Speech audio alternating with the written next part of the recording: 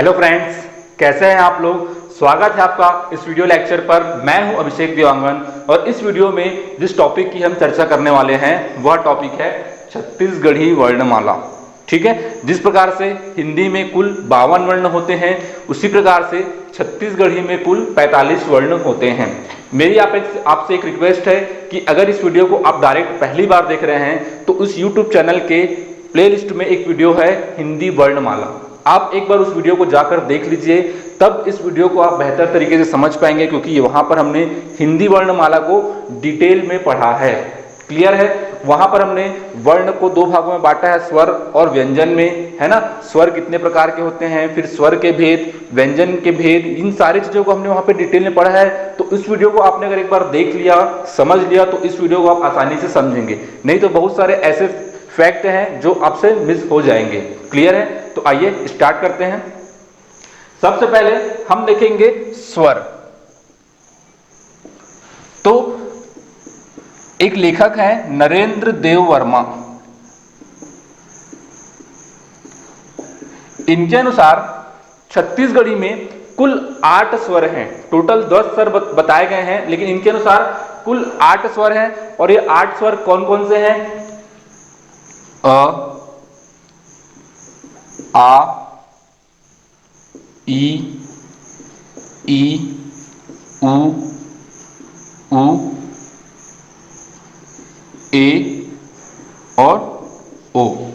ये कुल 8 स्वर हैं आचार्य नरेंद्र देव वर्मा के अनुसार। एक एग्जाम में ये क्वेश्चन पूछा गया है कि छत्तीसगढ़ी में कितने स्वर हैं, और आंसर लिया गया था 8। ठीक है, इनके अनुसार छत्तीसगढ़ी में 8 स्वर हैं। जैसे हमने हिंदी में देखा था कुल 13 स्वर, जिसमें 11 स्वर और 2 क्या थे? अयोगवाह वर्ण। क्लियर है। मैं ये मान के चल रहा हूं कि आप वो वीडियो देख चुके हैं और उस वीडियो के बिहाफ में ही मैं इस वीडियो पर बात कर रहा हूं। क्लियर है। इसके बाद इनके अनुसार 2 संधि स्वर माने गए हैं छत्तीसगढ़ी में। इनको आपको अलग से याद रखना है, संधि स्वर, और इनकी संख्या है 2, है ना।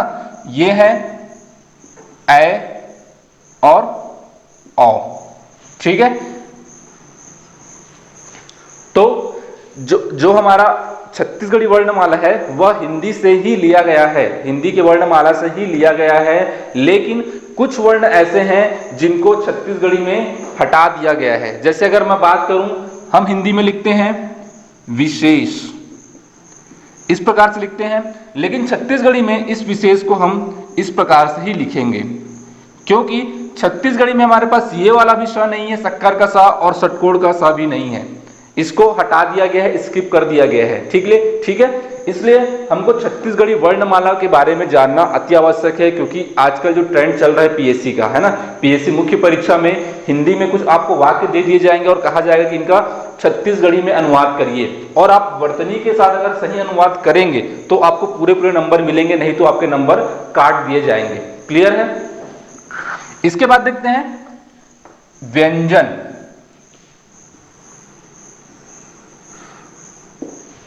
तो व्यंजन की अगर मैं बात करूं तो हम लोगों ने व्यंजन को वहां पे 3 पार्ट में डिवाइड किया था, स्पर्श व्यंजन, अंतःस्थ व्यंजन और ऊष्म संघर्षी व्यंजन। यहां पर भी आपको उस व्यंजन को 3 पार्ट में डिवाइड करना है। ठीक है। पहला है स्पर्श व्यंजन। स्पर्श व्यंजन की संख्या कितनी थी वहां पर? 25, है ना। और इस स्पर्श व्यंजन को याद करने के लिए हमारे पास कोड था, कौन सा? कचट तप। क्लियर है। मैं एक बार फिर से आपसे रिक्वेस्ट कर रहा हूं कि उस वीडियो को जाके एक बार आप देख लीजिए, हिंदी वर्णमाला, तो इस वीडियो को आपको समझने में काफी आसानी होगी। ठीक है। तो स्पर्श व्यंजन की संख्या थी वहां पे 25। यहां पे कुछ स्पर्श व्यंजनों को, जो वर्ण है, उनको हटा दिया गया है। तो देखते हैं, क वर्ग की अगर मैं बात करूं तो क, ख, ग, घ, अंगा। ठीक है। च वर्ग की अगर मैं बात करूं तो च, छ, ज, झ, इया नहीं है, इया को हटा दिया गया है। ठीक है। तो मैं इसको लिख रहा हूं, लेकिन इसको मैं काट दे रहा हूं ताकि आपको ध्यान रहे कि ये नहीं है। ठीक है। उसके बाद आता है ट वर्ग। तो ट, ठ, ड, ढ, अड़ा को भी नहीं रखा गया है। क्लियर है। इसके बाद त की मैं बात करूं तो त, थ, द, ध और न। ठीक है, जहां जहां पे हम ये अणा यूज करते थे वहां पे न आ जाएगा। ठीक है, जैसे वाणी बोलूं तो छत्तीसगढ़ी हम उसको क्या बोलते हैं, वाणी। क्लियर है। इसके बाद अगर मैं बात करूं प की तो प, फ, ब, भ और म। क्लियर है। तो स्पर्श व्यंजनों की संख्या यहां पर कितनी है, 23। दो वर्णों को हटा दिया गया है जिसमें कौन कौन से वर्ण हैं, इया और अना। क्लियर है। इसके बाद हमने उसमें देखा था अंतःस्थ व्यंजन, तो यहां पर भी अंतःस्थ व्यंजन को एज इट इज ले लिया गया है। और ये कौन कौन से थे, तो य, र, ल और व। क्लियर है। इसके बाद हमने देखा था ऊष्म संघर्षी व्यंजन, तो ऊष्म संघर्षी व्यंजन कौन कौन से हैं, तो वहां पर था श, स और ह। क्लियर है। यहां पर सिर्फ और सिर्फ हमारे पास सरोते का स है और ह है। क्लियर है। जैसे मैंने अभी विशेष लिख के दिखाया, हमारे पास सिर्फ ये वाला स है। तो अगर आप छत्तीसगढ़ी में अनुवाद कर रहे हैं किसी वाक्य का, तो आपको ध्यान रखना है कि जितने भी स वाले शब्द हैं सब में आपको यही वाला स यूज करना है, चाहे शक्कर का स हो या षटकोण का स हो। और जहां पे सरोते का स यूज होता है वहां पे तो सरोते का स ही हमको उपयोग करना है। क्लियर है। इसके बाद हमने देखा था संयुक्त व्यंजन, छ, त्र, ज्ञ और स्र, तो इनको छत्तीसगढ़ी में नहीं लिया गया है। ठीक है, देखते हैं उसका क्या ऑप्शन है, मैं कुछ शब्द लिख के आपको दिखाऊंगा। इसके बाद नेक्स्ट था उच्छिप्त व्यंजन। तो उच्छिप्त व्यंजन कौन कौन से थे, अड़ा और अढ़ा। ठीक है, तो इनको भी छत्तीसगढ़ी में लिया गया है। इसके बाद कुछ अन्य व्यंजन है, इनको छत्तीसगढ़ी में ऐड किया गया है, तो इसको आपको याद रखना है। क्लियर है। और ये है नह, मह, लह और रह। ठीक है, इन 4 वर्णों को एक्स्ट्रा ऐड किया गया है। ठीक है, इनका उपयोग कहीं कहीं पर होता है। तो ये हमारे छत्तीसगढ़ी वर्णमाला है जिसमें कुल 10 स्वर है, जिसमें मुख्य 8 स्वर हैं। ठीक है, अगर ऐसा क्वेश्चन पूछा गया कि छत्तीसगढ़ी में कितने स्वर हैं, तो 8 स्वर हैं। ये किनके हिसाब से, लेखक नरेंद्र देव वर्मा के अनुसार लिया गया है। ठीक है, नरेंद्र वर्मा कौन है, तो जिन्होंने अरपा पैरी के धार गीत लिखा है, जो हमारा छत्तीसगढ़ का राज्य गीत है ना। उसके बाद संधि स्वर कौन कौन से हैं, ए और औ, जिनकी संख्या 2 है। डायरेक्ट क्वेश्चन से पूछ सकता है कि संधि स्वर छत्तीसगढ़ी वर्णमाला में कौन से हैं, तो कौन कौन से हैं, ए और औ। ठीक है। इसके बाद स्पर्श व्यंजन की संख्या 23 है। अंतःस्थ व्यंजन चारों को लिया गया है, य, र, ल, व। ऊष्म संघर्षी व्यंजन स, ह। उच्छिप्त व्यंजन अढ़ा और अढ़ा, अड़ा और अढ़ा। और अन्य व्यंजन में न, मह, रह और लह। क्लियर है। तो ये हमारे टोटल 45 वर्ण हैं। ठीक है, इसको आपको इसी पैटर्न में याद रखना है। अब हम कुछ छत्तीसगढ़ी शब्दों को लिखेंगे, देखते हैं कैसे लिखा जाता है। जो वर्ण जो हम हिंदी में उपयोग करते थे, हिंदी में यूज करते थे, उनको छत्तीसगढ़ी में नहीं यूज किया जाता है, तो उनको उनके स्थान पर कौन सा वर्ण यहाँ पर उपयोग किया जाता है। जैसे अगर मैं बात करूं त्रिशूल, ये हमारा हिंदी में हम इस प्रकार से त्रिशूल लिखते हैं। ठीक है, छत्तीसगढ़ी में हम इसको कैसे लिखेंगे, तो त्रिशूल। ठीक है, क्योंकि हमारे पास संयुक्त व्यंजन छत्तीसगढ़ी में नहीं है। ठीक है, तो त्रिशूल को त्रिशूल, और शक्कर का सा भी नहीं है तो वहां पे सरोते का सा आ जाएगा। उसी प्रकार अगर हम बात करूं ज्ञानी, तो ज्ञानी को कैसे लिखेंगे, ज्ञानी।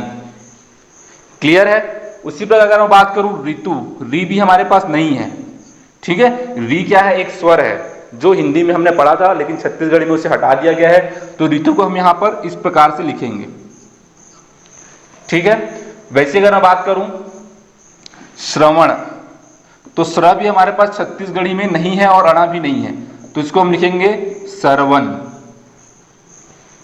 उसी प्रकार अगर मैं बात करूं अक्षर, तो छत्री का छ भी हमारे पास छत्तीसगढ़ी में नहीं है, तो इसको हम लिखेंगे अक्षर। क्लियर है। तो ये कुछ शब्द हैं जो हिंदी में इस प्रकार से लिखे जाते हैं और छत्तीसगढ़ी में इस प्रकार से लिखे जाते हैं। ठीक है, अगर आपको मुख्य परीक्षा में छत्तीसगढ़ी में अनुवाद करने के लिए कहा गया तो आपको इस वर्णमाला के अनुसार इन शब्दों का उपयोग करना है। क्लियर है। इसके बाद एक छोटा सा तथ्य और है, उसको भी देख लेते हैं कि छत्तीसगढ़ी भाषा जो है उसकी लिपि कौन सी है। ठीक है, तो छत्तीसगढ़ी भाषा की जो लिपि है वो कौन सी है? देवनागरी।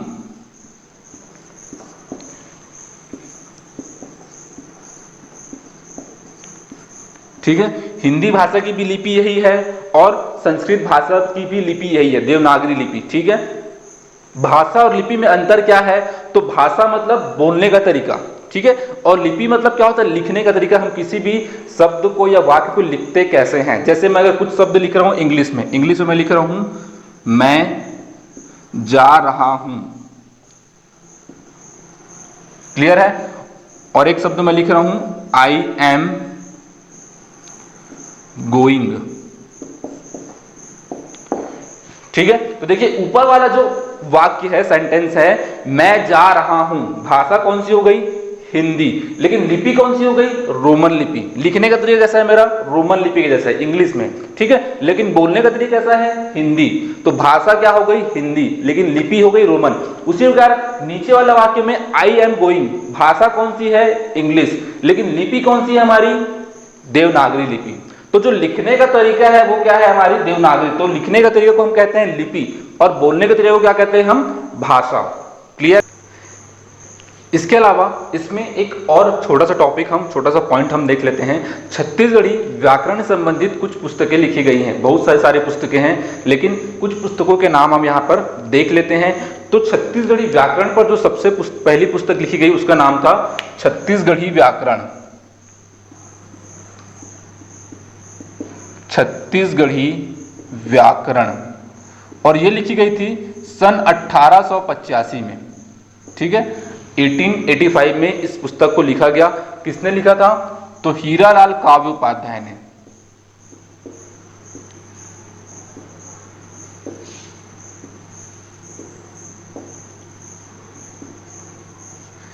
ठीक है, इसलिए छत्तीसगढ़ के पाणिनि के रूप में भी हीरालाल काव्य उपाध्याय को जाना जाता है। पाणिनि भारतवर्ष में एक ऐसे लेखक थे जिन्होंने एक पुस्तक लिखी थी अष्टाध्यायी। ठीक है, जो हिंदी व्याकरण से संबंधित एक पुस्तक थी, और उन्हीं से कंपैरिजन करते हुए छत्तीसगढ़ के पाणिनि किनको कहा जाता है? हीरालाल काव्य उपाध्याय को।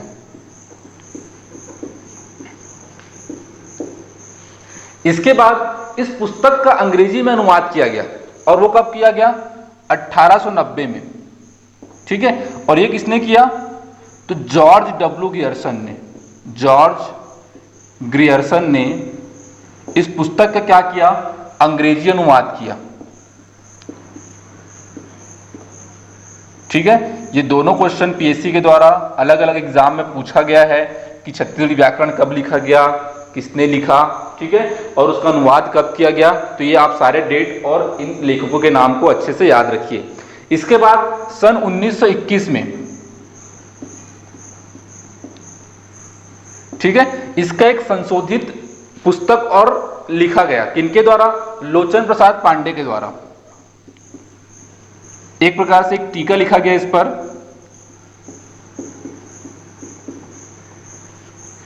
ठीक है, और इस पुस्तक का नाम था a grammar of Chhattisgarhi dialect.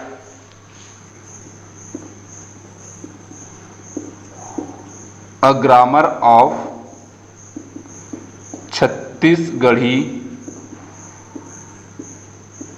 Dialect. ठीक है, इसके अलावा छत्तीसगढ़ी व्याकरण से संबंधित और छत्तीसगढ़ी भाषा से संबंधित बहुत सारे पुस्तकें लिखी गई हैं। अगर आप उनका डिटेल में एक वीडियो चाहते हैं तो मुझे नीचे कमेंट बॉक्स पर कमेंट करिए, मैं डिटेल में उसका वीडियो हम बनाएंगे। ठीक है, तो आज के इस वीडियो में यहीं पर समाप्त करते हैं। आशा करता हूं, उम्मीद करता हूं ये वीडियो आपको पसंद आया होगा। धन्यवाद।